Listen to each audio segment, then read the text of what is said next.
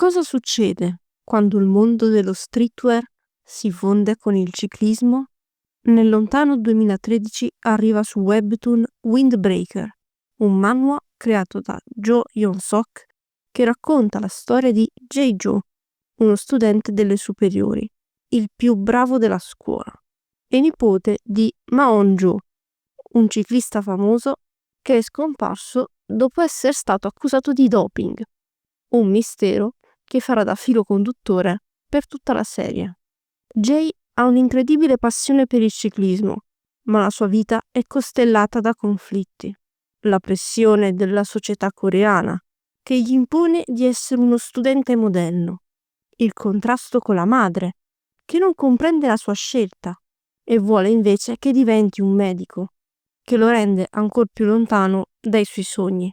Quello che rende questa storia interessante, però, non è solo la storia del nostro protagonista, ma anche la League of Street, il torneo di ciclismo amatoriale che diventa l'obiettivo principale di Jae e del suo team.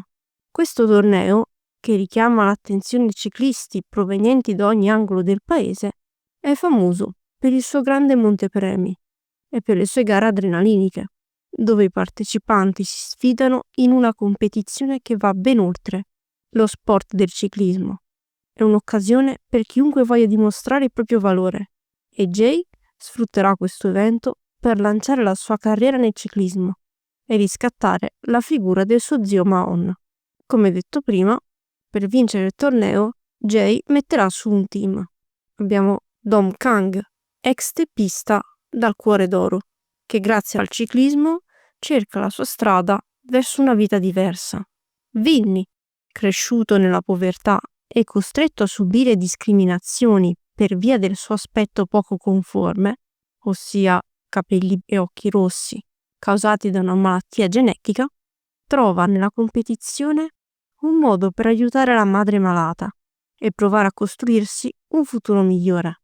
Poi c'è Minu, figlio di un pezzo grosso delle multinazionali coreano, che inizialmente vive il suo status come un peso, ma che col tempo decide di usarlo per smascherare i segreti della League of Street e fare luce sul passato dello zio di Jae. Shelly, invece, arriva dall'Inghilterra in cerca di un amore travolgente e finisce per trovare anche una famiglia. E infine Jun, che abbandona lo studio per i test di ammissione all'università per seguire l'amore per le biciclette, gestendo con la sua compagna un negozio tutto loro. La trama non è particolarmente innovativa. Sembra quasi un classico manga sportivo giapponese, ma ciò che rende Windbreaker davvero speciale per me non è solo il fatto che l'ho seguito dal primo capitolo, dal giorno 1, ma piuttosto il suo messaggio di sportività pulita e la lotta contro il doping. Questo è un tema che permea tutta la serie. In numerosi episodi vengono mostrati gli effetti devastanti delle sostanze dopanti. Si vede chiaramente come ciò che sembra un vantaggio immediato in gara si trasforma poi in una spirale di dipendenza, attacchi di rabbia e ricoveri in ospedale. E perché per me è così importante? Per chi non segue questo canale e magari sta guardando per la prima volta un mio video, ciao, sono Sara e mi piace andare in palestra. E purtroppo la nostra community, che dovrebbe essere focalizzata sul miglioramento naturale di se stessi, è stata contaminata, tra le tante cose, anche dalla promozione di anabolizzanti fin da giovani. Questo fumetto rappresenta per me una piccola speranza, una visione di trasparenza, intelligenza e rifiuto totale di sostanze che non fanno bene al corpo. Ambientato in Corea del Sud, Windbreaker denuncia diversi aspetti della società, dalle bische clandestine alla pressione per seguire un futuro predestinato, passando per la discriminazione sociale, fino alla centralità delle grandi aziende e della criminalità organizzata nella vita delle persone comuni.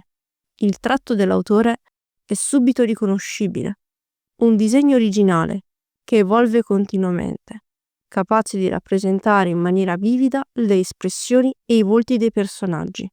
Inoltre, i riferimenti al mondo streetwear sono evidenti.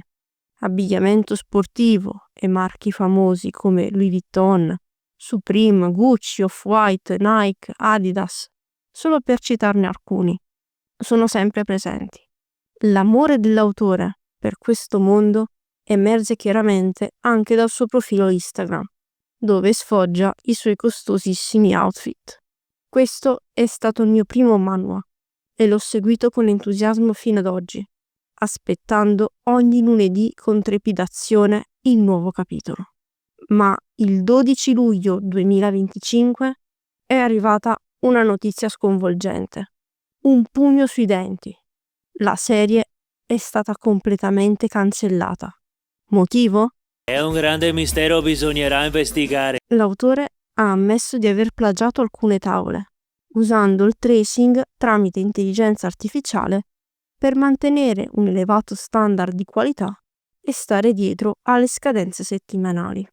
Le prove sono evidenti e l'autore ha cercato di giustificarsi più volte, con post di scuse, che sono poi stati prontamente cancellati. La cosa che mi ha colpito di più è che, nonostante le similitudini, trovo difficile giustificare la decisione di interrompere un'opera che è andata avanti per oltre 10 anni. E poi, perché proprio ora, che mancava poco alla fine? Da quello che so, questo comportamento è andato avanti per anni. E allora perché interrompere tutto adesso, quando la serie era una delle più seguite del lunedì e generava introiti significativi per la piattaforma? La rapidità con cui Webtoon abbia deciso di cancellare tutto mi ha lasciato davvero senza parole. Tralasciando l'impatto emotivo e la drasticità degli avvenimenti, penso che l'autore sia stato giustamente punito. Non è carino prendere disegni di altri, ricalcarli e presentarli poi come propri. Ti stai appropriando indirettamente di un qualcosa che non ti appartiene. Il mondo dell'arte è sempre stato soggetto a cambiamenti e sfide e purtroppo l'intelligenza artificiale sta mettendo ancora più a rischio questo settore. Interrompere l'opera, in questo caso, è stata una mossa corretta da parte di Webtoon per tutelare gli artisti. Sono delusa, certo, soprattutto per come la notizia è stata gestita, ma questo non cancella tutto il bene che mi ha fatto, le emozioni che mi ha fatto provare, l'ispirazione, la compagnia, la voglia di fare le cose per bene. Grazie, Jo Yeon-sok, per questa storia così semplice ma così importante. E grazie a Windbreaker per avermi ricordato ogni lunedì quanto lo sport, fatto con onestà, possa rendere migliori dentro e fuori.